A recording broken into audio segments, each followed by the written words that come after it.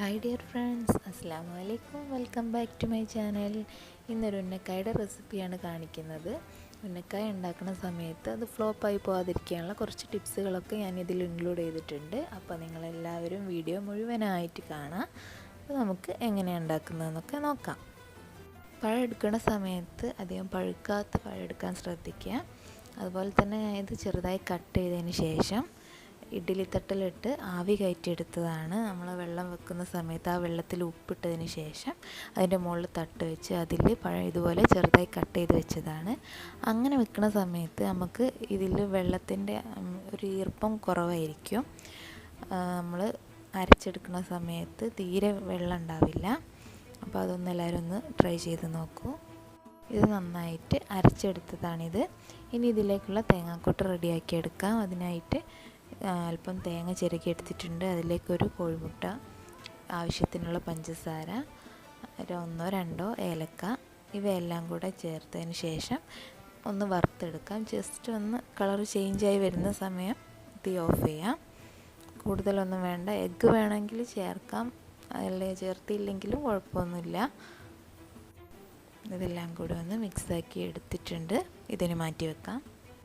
ഷേപ്പാക്കി എടുക്കാൻ വേണ്ടിയിട്ട് ഒരു പാത്രത്തിലേക്ക് അല്പം വെളിച്ചെണ്ണ എടുത്തിട്ടുണ്ട്. അതൊന്ന് കയ്യിൽ തടവിയതിന് ശേഷം പഴം അരച്ച് വെച്ചതിൽ നിന്ന് കുറച്ചെടുത്ത് ഇതുപോലെ ആക്കി കൊടുക്കാം.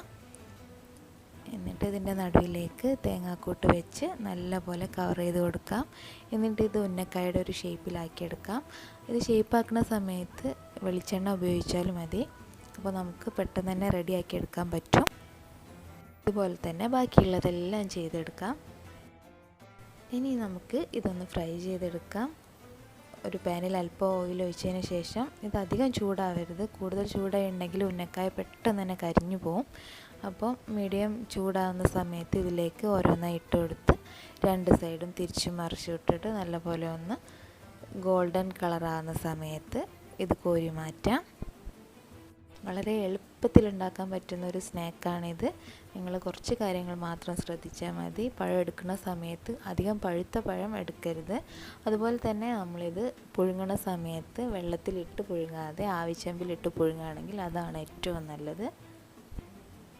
പിന്നെ പഴം ഉടച്ചെടുക്കുകയോ അല്ലെങ്കിൽ മിക്സിയിലിട്ടൊന്ന് അരച്ചെടുക്കുകയോ ചെയ്യാം. ആ സമയത്ത് ഉള്ളിലുള്ള കറുത്ത നാര് ഒഴിവാക്കിയെടുക്കാം.